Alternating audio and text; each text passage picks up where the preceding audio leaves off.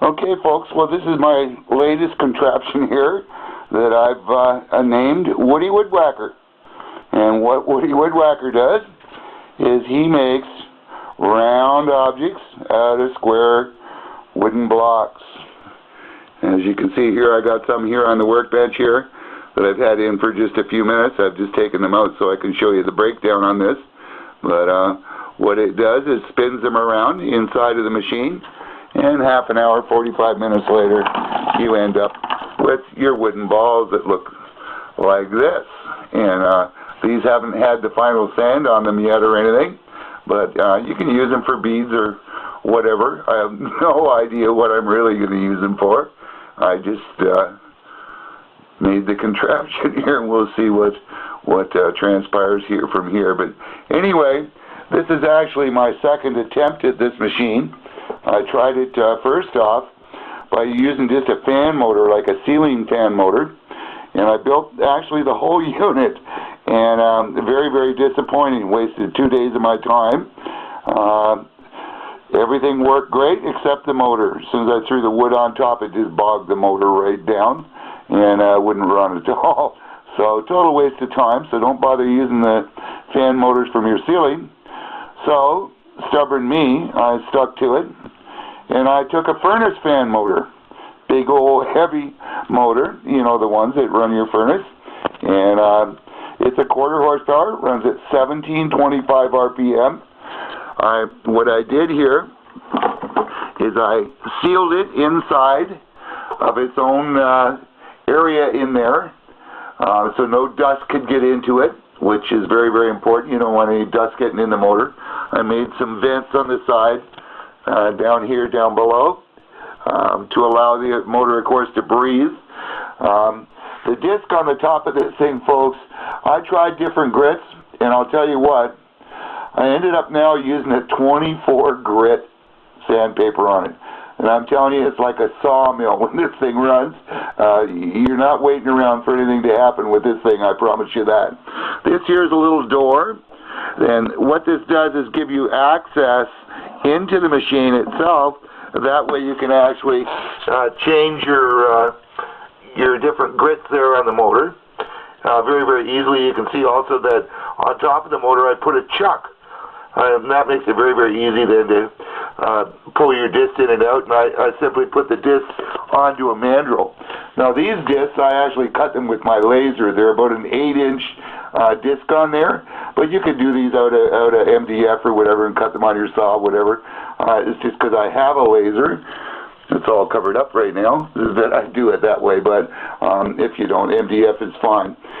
And the unique thing about this thing, folks, if you look underneath here, you'll see that disc, I actually put fan blades on it.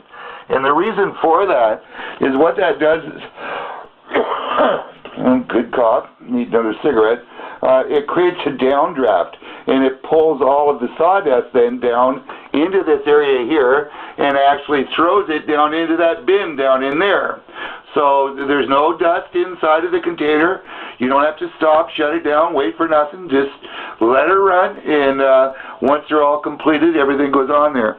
And what I did, I had a great big old plastic container like this, so I actually cut the bottom out of it, as you can see, and made a little plywood frame for it, and then lined the inside of the container with about 80 grit sandpaper on the sides, and put it on there. But the nice thing about this now, it sits right over top of the disc, and there's about an 1/8 of an inch clearance all the way around inside, so the disc can spin, but not enough to let any of the balls fall through, and that way all the sawdust then can fall to the bottom and drop down in there. So to use this thing, all you want to do is simply take your disc, or your little wooden blocks, whatever you like. You can cut them out of walnut, any types of hardwood, softwoods.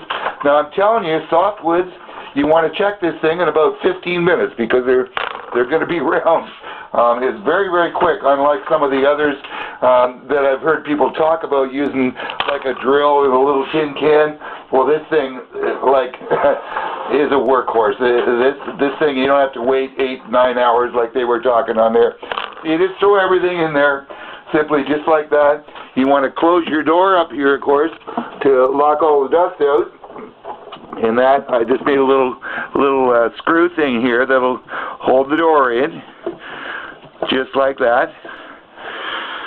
Throw your lid on the top. I'm having to pick everything up here, so the camera probably isn't focused very well. And then turn the machine on. And I'm telling you, this thing makes a lot of noise, folks. So you gotta bear with that, that's for sure. But as you can see, I don't know whether you can see, but they're spinning around in there like crazy. I'll shut it off here real quick.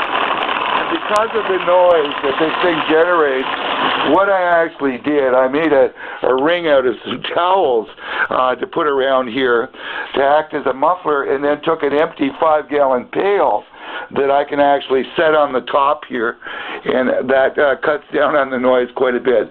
But Woody the Wood Wacker does what she's supposed to do, I'll tell you that. With that 24 grit sandpaper, folks, in 45 minutes max, you can take the hardest wood you got, and you're going to end up with a nice finished product there on it. Now these, of course, they're not sanded or anything yet, but you could run them through the fine grit and then throw some like tung oil onto them, spray it on there. You could do that, and then put a polishing disc in there, and they would come up and shine to beat the band, I'm sure. But anyway, this is my shot at making wooden beads from just the old square cut blocks. And I don't cut them square. I just randomly cut them any size and throw them in the tumbler, let it go. But anyway, this is Woody Wood Wacker. I hope you enjoyed seeing him. Bye.